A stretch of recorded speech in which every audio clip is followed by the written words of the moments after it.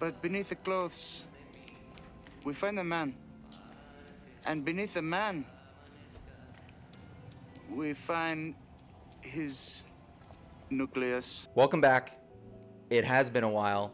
Today, I don't have much photography to show you. You get to look at the Bliss background, which is foreshadowing for a future video. We're gonna change up the format a little bit. I know I was kind of going in a direction. Grant, 2 videos, wow, yeah, we really established a direction and a path. The path I saw for myself was like, I'll go out, take pictures, record myself doing that, make a video out of it, and show the results throughout the video.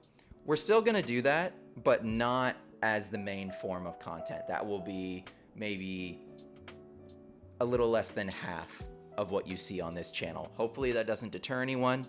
If you're down to just hear me yap in my room here, please stay subscribed. Thank you to everyone who has subscribed and, you know, has waited this long for me to make a video. It's been a doozy, truly. But now the YouTube channel is up and I can just make these videos and upload them. So what are we talking about today? Today we are going to talk about something that has kind of been, everyone was a little, their feathers got a little ruffled. Everyone got a little excited.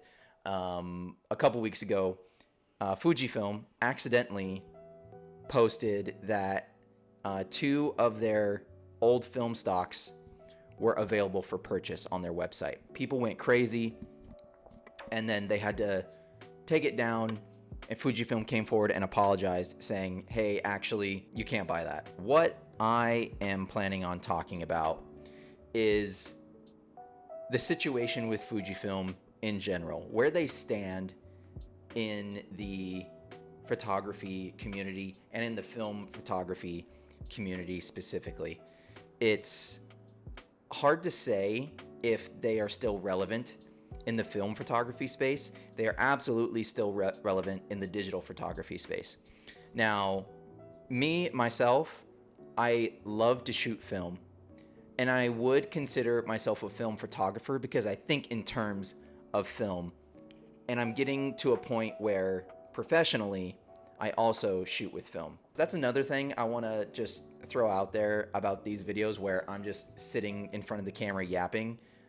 These are very like my flow of consciousness. None of these are facts. These are just my opinions right now in this moment. Is Fujifilm still relevant in the photography space? Is Fujifilm still cool? In this video, I will be discussing those questions and more, just my general thoughts on the company Fujifilm in the year 2025. So, yeah, Fujifilm still makes film, not in the US. You can basically only get it in Japan. Does Fujifilm still make film cameras? Nobody makes film cameras in 2025. Very, very few do. We have Ricoh Pentax trying to sort of, maybe not anymore, making film cameras. Kodak is making half-frame, semi-disposable / reusable film cameras. There's not a lot of companies making new film cameras, with the very strong exception of Leica. Well, why doesn't Fujifilm make film cameras anymore? Obviously, I'm not on the board. I'm not part of the committee, but truthfully, they don't need to. That's the sad reality of it. Fujifilm is not in a place where they need to make film cameras. Like, photography in general is not a film-based format anymore.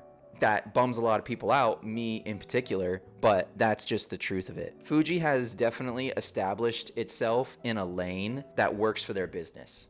And at the end of the day, businesses owned or controlled by investors and decisions made by committee, they're always going to double down on what makes them the most money. Like, the brand has kind of shifted.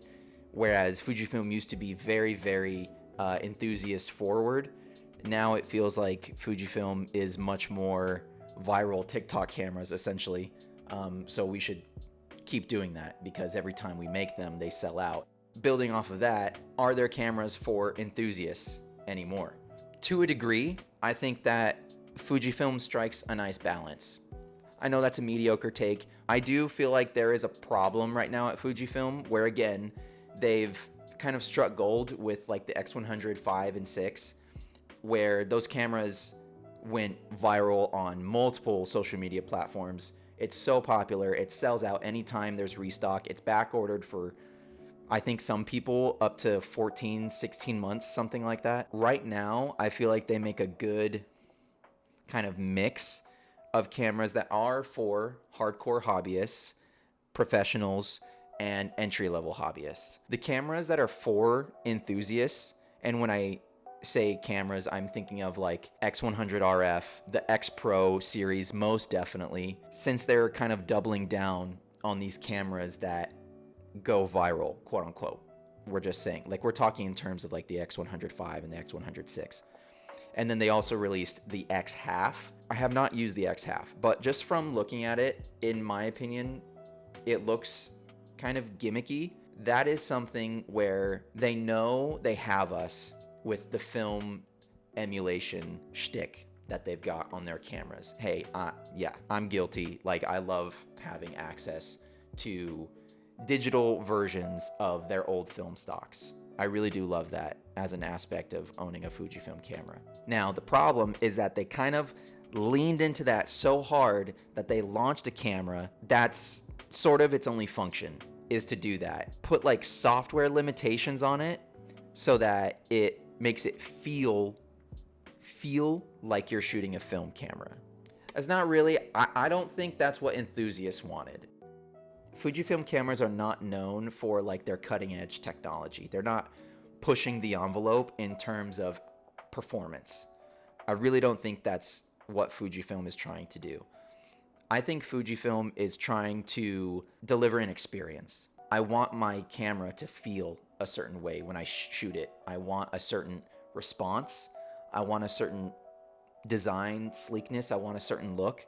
And Fujifilm, they've caught on to that. They know that that's what people want to a degree, and they are willing to take their time developing certain products. Not all of their products, but certain products. They're taking their time to design them in a way that is retro inspired. In 2025, you gotta count your wins where you can get them. That, in my opinion, is a win. Truly, my opinion is that this company is a net positive. At the end of the day, they are trying. They're in a place where they don't have to make their cameras as, I would say, fun as they are. They don't have to do that, but they do, because they understand that if we deliver a good experience, a fun experience, people will keep coming back to these products. But the thing is, like, it's getting people's attention. It's getting people into the space.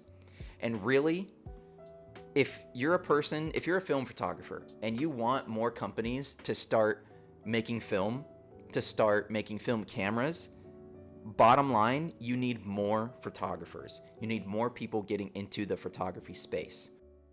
Mediocre takes, I'm not gonna lie, but it gave me something to yap about for 30 minutes and 27 minutes, 48 seconds. My cats are fighting. Hey guys, let me finish this video real quick. Now, as far as this channel, yeah, expect more videos like this where I just need to get some thoughts out. We're gonna try and keep the wheels spinning here. So this is just something to get me started.